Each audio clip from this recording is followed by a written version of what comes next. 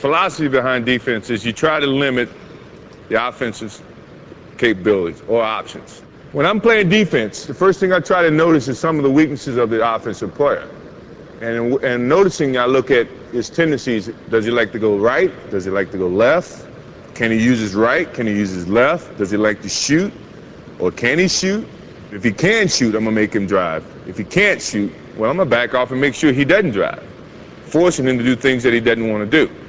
And as a defensive player, that's what you try to do to an offensive player. You try to put him in an uncomfortable situation so he cannot be as effective.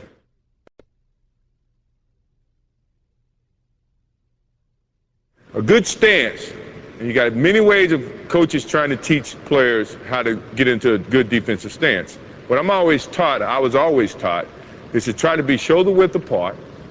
I like to put my right foot forward so that I can either direct the defensive player or offensive player where he wants to go. And I can react a little bit better if I'm not too wide. If I'm just shoulder width apart, I think that I can react a little bit easier.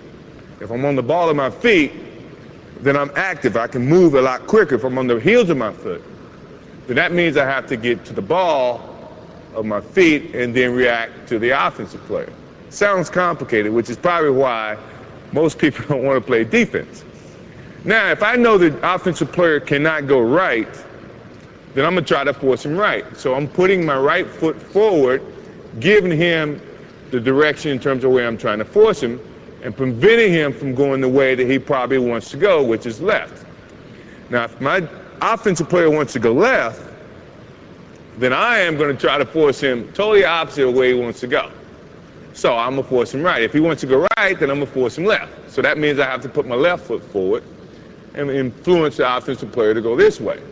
If I'm guarding the guy at the center of the basketball court, because my reaction is a little bit better going to my left, I am going to put my right hand or my right foot forward, forcing the offensive player that way.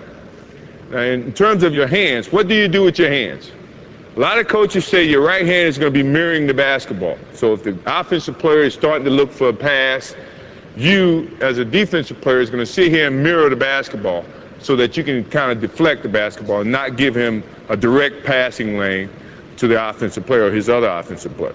Your left hand, if you're taking a right foot stance where your right foot is ahead of the left and you're trying to influence him to go to his right, your left, it's going to be sitting here charming at the basketball, trying to flick the basketball. Not this way, because that's how you get fouls.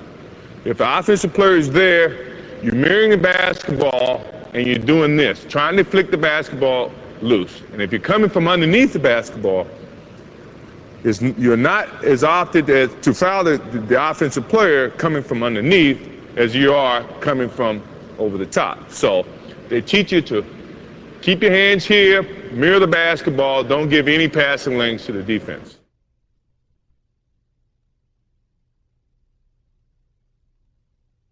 I'm never scared to do things on the basketball court. Sure, I'm nervous because of the challenges, maybe the events that's happening around the game itself.